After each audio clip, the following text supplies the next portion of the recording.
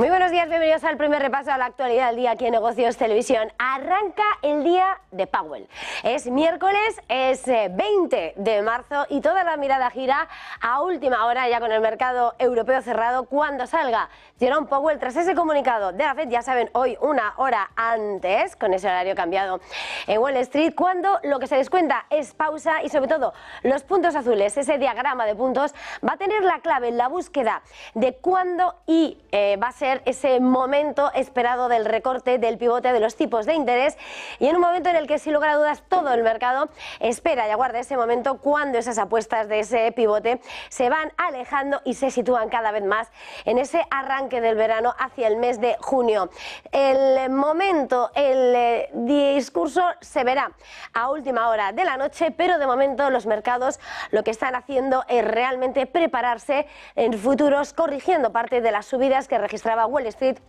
en la jornada de ayer, donde, por cierto, de los pocos que caían, veíamos al sector tecnológico. Todo esto, por supuesto, en una jornada, en una semana clave para la política monetaria. Ayer veíamos ese cambio histórico en el Banco de Japón, que terminaba con los tipos negativos, que aumentaba tipos por primera vez en 17 años, y hoy es el Banco de China quien mantiene los tipos de interés de esos préstamos preferenciales de 1, 3 y 5 años. Protagonismo de los bancos centrales, pero por supuesto todo ello mientras el mercado, las acciones, los sectores siguen cotizando al calor de ese contexto, de esa política que se vigila cerca. Decíamos que ayer entre los que caían en Wall Street estaba el sector tecnológico, pero es precisamente el sector tecnológico quien esta mañana se convierte dentro de las claves de la mañana en protagonista, sobre todo mirando al mercado asiático. ¿Por qué? Porque Samsung se está disparando un 5% y no es otro motivo sino que precisamente que Nvidia, el gigante de esos chips, de esa inteligencia artificial y la tercera empresa más valiosa de Wall Street, ha dicho que sus precisamente chips de mayor banda ancha están preparados para entrar a formar parte de esas unidades de procesamiento gráfico, de esos GPUs de Nvidia, lo que está disparando y con creces y con mucho a los títulos de Samsung que hoy están emergiendo como los grandes protagonistas en la sesión en el mercado nipón. Y por supuesto, todo esto en una jornada en la que la geopolítica sigue escribiendo gran parte de la actualidad y arrojando los grandes titulares y focos de tensión del mapa. De hecho, el protagonismo y una vez más viene por parte de Donald Trump, el expresidente de Estados Unidos, candidato y aspirante a concurrir a esas elecciones y disputarle el puesto a Joe Biden, ha vuelto a hablar y ha vuelto a matizar lo que ha sido una de sus declaraciones más polémicas de las últimas semanas. Recordarán lo que Donald Trump había dicho y ponía en cuestionamiento, era el apoyo de Estados Unidos a los socios de la OTAN que no cumpliera con los compromisos de gasto en defensa. Bueno, pues lo que ha dicho en las últimas horas ha rebajado el tono y lo que ha dicho en esa entrevista con el Farage es ni más ni menos que Estados Unidos defendería 100% a los aliados de la OTAN si pagaran una parte justa. Dice Donald Trump que Estados Unidos tiene que pagar la parte justa que le corresponde dentro de esa alianza del Tratado del Atlántico Norte, pero que también los demás tienen que poner su parte correspondiente en un llamamiento, en unas palabras, en un tono que suaviza de alguna manera lo que era haber puesto en jaque ese principio de defensa común que une a los socios de la alianza y que esas declaraciones puso en la defensa a toda la alianza y el rechazo, por supuesto, que el propio secretario general de la OTAN, Jens Stoltenberg, ponía sobre la mesa y así ha señalado precisamente esas palabras de Trump, en la que, por cierto, sí se ha mostrado muy crítico e incisivo con sus socios del otro lado del Atlántico, es decir, nosotros, lo que es Europa, y ha dicho que los socios europeos, que Europa se ha aprovechado de Estados Unidos en lo que respecta a la OTAN y ha señalado que la alianza, de hecho, es más importante para los europeos, ya que Estados Unidos, ha dicho, cuenta con un océano de separación entre algunos problemas en una clara alusión a la guerra de la que se separa Estados Unidos por medio de ese océano. Crítico, incisivo, Trump con Europa, más suave con el conjunto de la OTAN, más incisivo con Europa, en un momento en el que, por supuesto, siguen resonando las declaraciones del presidente polaco Andrzej Duda. Lo decíamos ayer cuando en esa entrevista en la CNBC, desataba la gran preocupación, haciendo de nuevo referencia a esos informes de gran parte de la inteligencia, lo último de la danesa, que apunta a que Rusia, a que el ejército de Vladimir Putin estaría preparado para atacar a un país de la OTAN hacia el año 2026-2027, pelos de punta, advertencia con la que introducía esa urgencia a elevar esa inversión en defensa por parte de los socios de la OTAN y presumiendo de nuevo y haciendo gala de que precisamente es Polonia incluso quien supera en esa inversión en gasto a los propios Estados Unidos, con una inversión del 4% del PIB. Pero por supuesto, mirando a la geopolítica, si hay algo que también a esta hora despierta la gran atención, es el gran punto caliente de la preocupación en torno a Oriente Medio y sobre todo lo que son las declaraciones del primer ministro israelí. Benjamín Netanyahu ha rechazado la petición de Joe Biden, del presidente de Estados Unidos, de suspender el ataque a la ciudad fronteriza de Rafah en Gaza, una negativa contundente que ha expresado justo apenas unas horas después de esa conversación telefónica entre ambos, en las que Biden reiteraba la preocupación de Washington acerca de ese ataque a la ciudad fronteriza que acoge a más de la mitad de esos millones de ciudadanos palestinos desplazados de la Franja de Gaza desde los ataques del 7 de octubre de Hamas, que desencadenaron la guerra y que asegura que ese ataque solo provocará más muertes. Netanyahu dice que ha rechazado esa acusación. Por tanto, tensión en lo geopolítico, tensión que se vive en los grandes puntos calientes y sobre todo resonando la advertencia de duda del polaco que dice que la alianza, que la OTAN tiene que invertir más en defensa porque Rusia puede estar lista para atacar a uno de los socios en 2026 o 2027.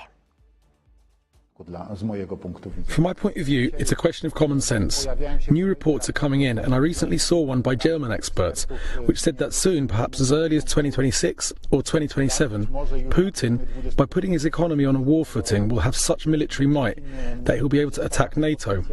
Okay then, the alarm bells are ringing. We have 2 or 3 years in which we can increase our efforts, stockpile ammunition, and produce weapons to maximise European security. Get ready and make sure the invasion doesn't happen. Let me reiterate, all this needs to be done in order for us not to fight. The point is to create such a deterrent that ensures we're not attacked. This is the whole point, because no one wants war. Mr. President, is that how long we've got? 2 or 3 years before you think he's ready to mount another invasion? I'm only saying what I read in the German experts' report. Most importantly, I think that if Russia has stopped in Ukraine, if it doesn't win in Ukraine, it won't attack again. If Russia is rebuked in Ukraine, if Russian imperialism is blunted in Ukraine, the blade of Russian imperialism which has struck Ukraine in order to subjugate this country, in order to subjugate the Ukrainian people, which the Ukrainian people will not accept because they want to be part of the West, part of the EU, part of NATO. If Russia is stopped there, if this imperialism is stopped, there will not be war. If the West shows that it can support Ukraine to such an extent that Ukrainians themselves are able to defeat the Russian army, Russia won't attack. It will show that the West's technological advantage is so great that Russia doesn't stand a chance to win in a clash with the West. And it needs to be strengthened and reinforced. This is the most important deterrent strategy today. This strategy could either be effective due to our efforts, or it could take a different turn if our efforts weren't there. Pues así describen los grandes titulares de esta mañana del 20 de marzo, en la que sin lugar a dudas la geopolítica y la política de los bancos centrales comparte el coprotagonismo, y hasta ahora por supuesto tenemos que mirar a las referencias que nos llegan del mercado abierto de Asia, donde el Banco Popular de China ha mantenido sin cambios los tipos preferenciales de préstamos, es decir, los tipos a 1 y 5 años en el 3,45 y el 3,95%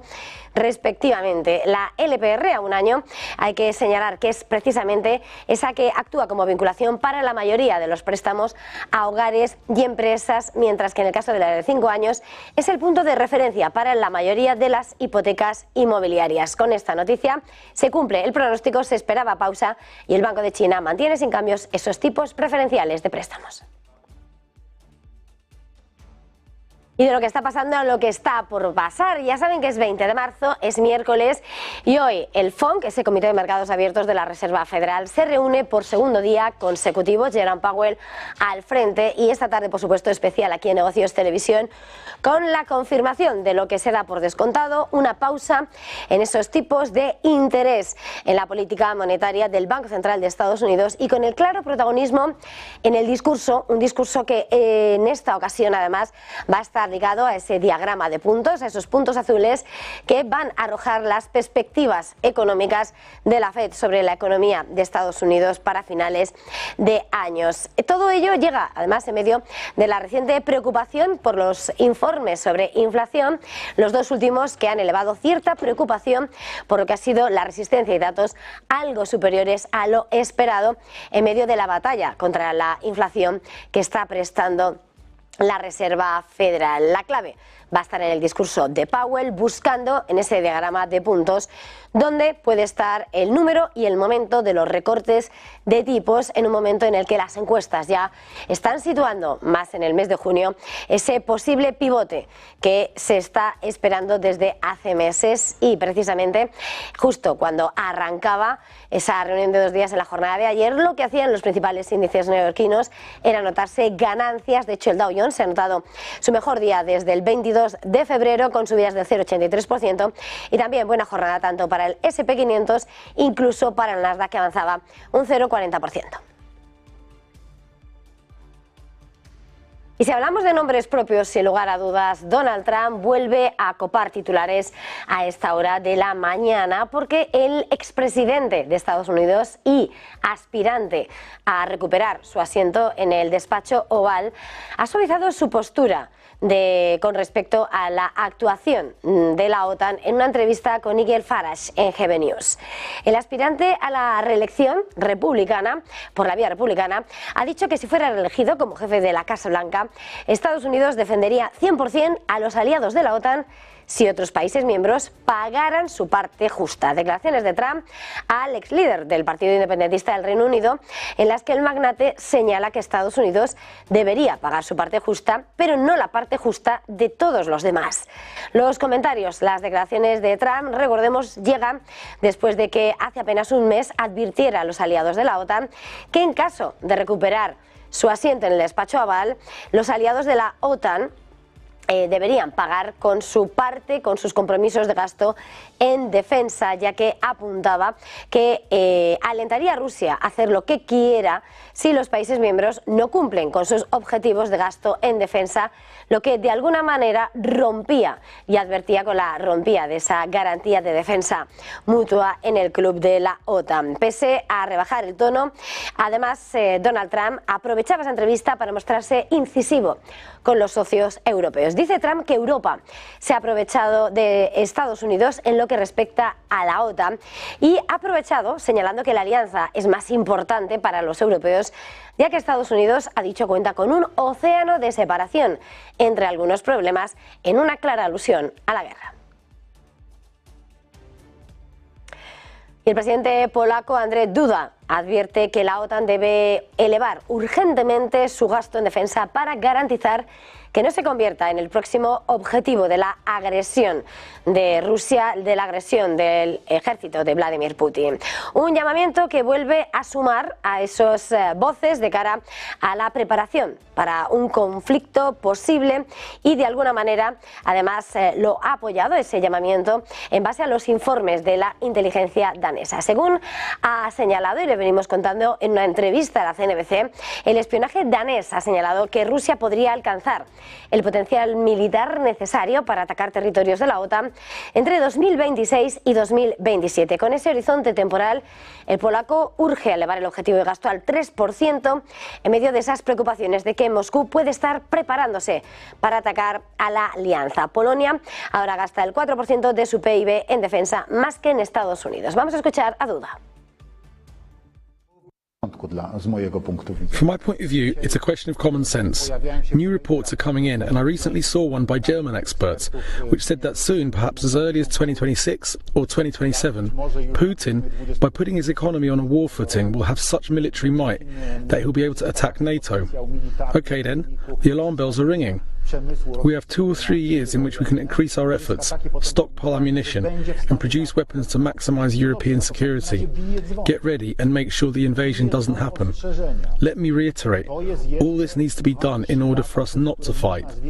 The point is to create such a deterrent that ensures we're not attacked. This is the whole point, because no one wants war. Mr. President, is that how long we've got? 2 or 3 years before you think he's ready to mount another invasion? Ja mówię, co przeczytałem w raporcie. I'm only saying what I read in the German experts' report.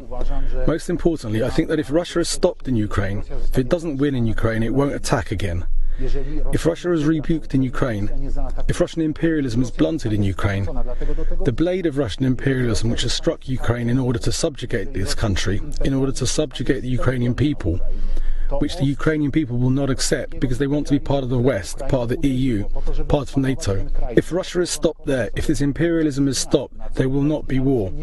If the West shows that it can support Ukraine to such an extent that Ukrainians themselves are able to defeat the Russian army, Russia won't attack. It will show that the West's technological advantage is so great that Russia doesn't stand a chance to win in a clash with the West. And it needs to be strengthened and reinforced. This is the most important deterrent strategy today. This strategy could either be effective due to our efforts, or it could take a different turn if our efforts... Y en este marco, Alemania ha anunciado un nuevo paquete de ayuda militar de 500 millones de euros para Ucrania, que incluye 1.000 cartuchos de munición de los inventarios de la Bundeswehr. El ministro de Defensa, Boris Pistorius, ha destacado que las entregas van a comenzar de inmediato, un mensaje que ha acompañado del anuncio de que Berlín se une a esa iniciativa checa para comprar urgentemente municiones para Ucrania, cubriendo el coste de la adquisición de 180.000 cartuchos. También se comprometía a proporcionar 100.000 proyectiles adicionales de 155 milímetros, cuyas entregas, apunta, comenzarán este mismo año.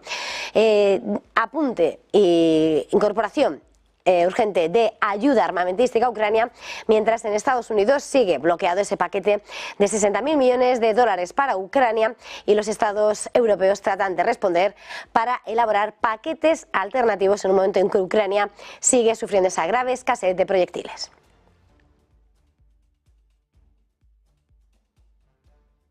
Y Francia ha acusado al jefe de espionaje ruso por provocaciones irresponsables. El ministro de Defensa, Gallo, ha señalado que los recientes comentarios del jefe de la inteligencia de que cualquier ejército francés enviado a Ucrania para ayudar a luchar contra Rusia sería un objetivo prioritario para las tropas rusas han sido una provocación, de todo caso irresponsable. Considera, por tanto, y rechaza ese tipo de declaraciones, al tiempo que ha añadido que las declaraciones son un ejemplo más de la desinformación rusa.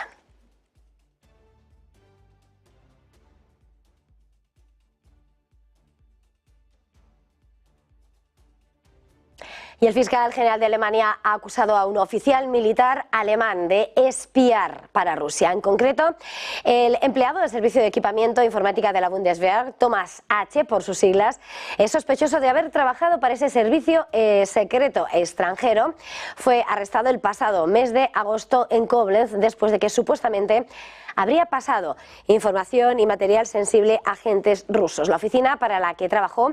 algunos de los secretos más importantes del ejército relacionados con especificaciones del equipo militar, las deficiencias de capacidad y los futuros planes de compra de defensa.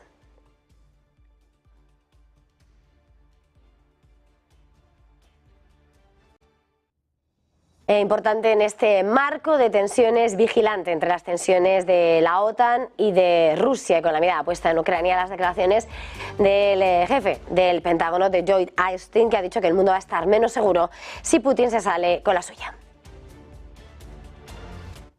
We will all be less secure if Putin gets his way. And we will all be less secure in a lawless, violent world where dictators can redraw borders by force, wipe countries off the map, and rebuild their old empires. So Ukraine's battle remains one of the great causes of our time. And the Ukrainian people do not have a day to waste, and neither do we. Y por supuesto seguimos pendientes del otro gran punto caliente en el mapa que nos hace mirar sin lugar a dudas a Oriente Medio, en un momento en el que además el primer ministro israelí Benjamín Netanyahu ha rechazado la petición del jefe de la Casa Blanca, de Joe Biden, para cancelar un ataque terrestre planeado contra la ciudad fronteriza de Rafah, último refugio en Gaza para más de 1 millón de personas desplazadas, donde Israel cree que los militantes terroristas de Hamas están escondidos. Netanyahu ha señalado a los legisladores que ha dejado sumamente claro al jefe estadounidense que están decididos a completar la eliminación de los batallones en Rafah y que no hay manera de hacerlo excepto atacando en el propio terreno. Declaraciones que hacía después de haber hablado por teléfono con el jefe de la Casa Blanca, con Joe Biden, y después de que el asesor de seguridad nacional de la misma, Jake Sullivan, apuntase que Washington cree que atacar Rafah sería un error y que Israel podría lograr sus objetivos militares por otros medios.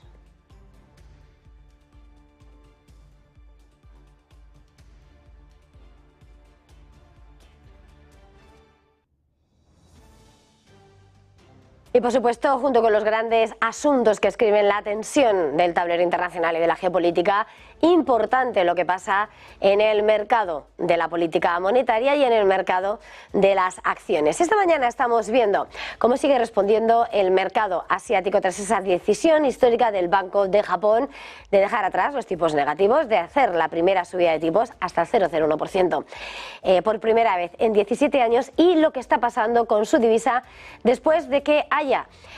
cotizado en esta ocasión, como dice el refrán, vende